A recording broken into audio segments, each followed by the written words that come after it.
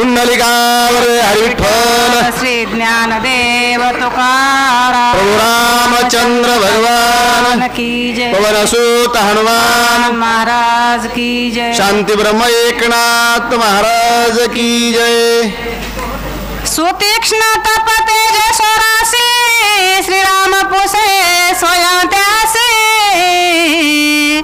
मजरा वयाश्रमासी स्थान नेमेसी सांगावे असो सर्व ज्ञानवंत गुणवंत आदरणीय वंदनीय वयोवृद्ध तपोवृद्ध अधिकार संपन्न श्रोते मायबाप माता मावल्या लहान थोर या सर्वांच्या चरणावरती नतमस्तक होतो. गुरुवर्य गुरुनाम भगवान बाबा, गुरुवर्य गुरुनाम माऊली दादा आणि भक्त शिरोमणी हनुमानजी यांच्याही चरणाला प्रणिपात करून या ठिकाणी वेड्यावाकड्या शब्दात कथेचं अनुसंधान सांगण्याचा प्रयत्न करील. ज्यांनी परिपूर्ण अवस्थेची तपश्चर्या ज्यांच्याकडून घडली होती असे मर्यादा पुरुषोत्तम प्रभू रामचंद्र सुतीक्ष्ण ऋषीला प्रश्न करू लागले, महाराज हे ऋषीवर्या, आणि ज्या ठिकाणी कालक्रमण करायचं आहे, मला ज्या ठिकाणी स्थानपन्न व्हायचं आहे, असं तुम्ही योग्य ठिकाण, असं योग्य स्थळ तुम्ही मला दाखवावं, अशी सर्व चौकशी त्या ठिकाणी प्रभू रामचंद्र सुतीक्ष्ण ऋषीला करू लागले. शरभंगाची आज्ञा सुतीक्ष्ण सत्यवादी तापसी स्थान नेम पुसोनी त्यासी त्याश्रमासी वसावे. ऐका महाराज, मला शरभंग ऋषीने अशी आज्ञा दिलेली आहे की सुतीक्ष्ण ऋषीच्या मुखातला निघलेला शब्द हा सत्यवाणी आहे, त्या ठिकाणी सत्य आहे, आणि म्हणून तुम्हाला योग्य मार्गदर्शन रामा हे सुतीक्ष्ण ऋषी करतील. आणि म्हणून त्यांच्या आज्ञेवरून महाराज मी तुमच्या समोर आलेलो आहे, तुमची भेट घेतलेली आहे. म्हणून मला अशी अपेक्षा आहे तुम्ही योग्य ठिकाण मला दाखवाल, ज्या ठिकाणी मला त्या ठिकाणी राहता येईल, हे कालक्रमण करता येईल सर्व काळातलं, असं प्रभू रामचंद्र सुतीक्ष्ण ऋषीला बोलतात.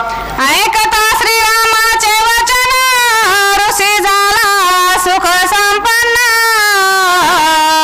दिदले श्रीरामा लिंगाना सर्वांगी पूर्ण निवाला.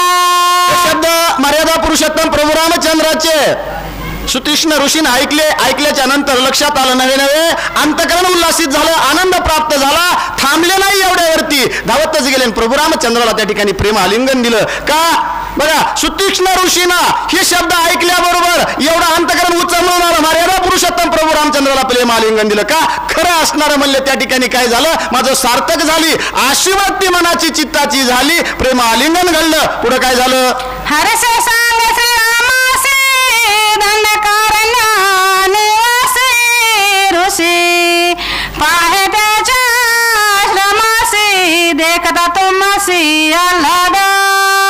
आणि मग सुतीक्ष्ण ऋषीनं त्या ठिकाणी बोलण्यास सुरुवात केली. या दंडकारण्यामध्ये या ठिकाणी तुम्ही राहू शकतात, आश्रम निर्माण करू शकतात, असे शब्द बोलल्याबरोबर प्रभू रामचंद्रालाही योग्य वाटलं. कारण ज्यांनी ठिकाण सांगितलं तशी समोर जर व्यक्ती भेटली, आपल्या जर इच्छेची पूर्तता झाली तर आनंद होतो माणसाला. तुम्ही काय करा, या महाराजाकडे जाऊन त्यांना तो प्रश्न विचारा, तुमचं सांत्वन त्या ठिकाणी होईल. आणि आपण गेल्याबरोबर त्यांनी आपल्या शंकेचं समाधान करावं, त्यावेळेस किती आनंद होतो. वा वा वा महाराज, चांगलं योग्य ठिकाण दाखविलं बरं का. तसं इथपर्यंत येण्याचं ज्यांनी योग्य ठिकाण दाखविलं का त्यांच्याही चरणावरती नतमस्तक होतो. कारण या ठिकाणी येऊन पुनीत झालो, पावन झालो, किंवा या आनंदाचा स्वाद घ्यायला मिळू लागला. बरोबर आहे का. म्हणजे मार्ग दावून गेले आधी दयानिधी संत ते त्यांची पण ते चालू जाता न पडे कोठे काही गुंता. म्हणून ही दर शनिवारची वारी तुम्हा सर्वांचं दर्शन. माझ्यापेक्षा सुज्ञ मंडळी या ठिकाणी माझ्या समोर बसलेली आहे. वयोवृद्ध आहात, तपोवृद्ध आहात, ज्ञानवृद्ध आहात, अधिकार संपन्न आहेत. परंतु काय करावा, जेवी जेवी बा विठ्ठला अंधही बात कानावाला तुम्हा योग्य नाही देवा, परंतु कोड करुणी घ्यावा. तशी या ठिकाणी सेवा करण्याची बुद्धी हनुमानजी देतात. मी तर याच्या अगोदरही बोलून गेलोय, त्याच्यामुळे वेळेवाकडा शब्दामध्ये या ठिकाणी सेवा करत असताना कथेचं अनुसंधान असं आहे की बाबा प्रभू रामचंद्रालाही समाधान वाटलं. जय जय आश्रम में तुमसे विश्रांती वाटेल अतिशयसी त्याची निवास स्थानासी नेमस्ते मी नेमिना. सुतीक्ष्ण ऋषी बोलू लागले, प्रभू रामचंद्र ज्या ठिकाणी तुम्हाला योग्य वाटेल, ज्या ठिकाणी प्रसन्न वाटेल, अशा ठिकाणी तुम्ही राहू शकता, तुम्ही वस्ती करू शकता, ते ठिकाण मी तुम्हाला प्राप्त करून देईल, तुम्हाला राहण्यासाठी ती योग्य जागा करून देईल, असं सुतीक्ष्ण ऋषी आणि प्रभू रामचंद्राला बोलू लागले.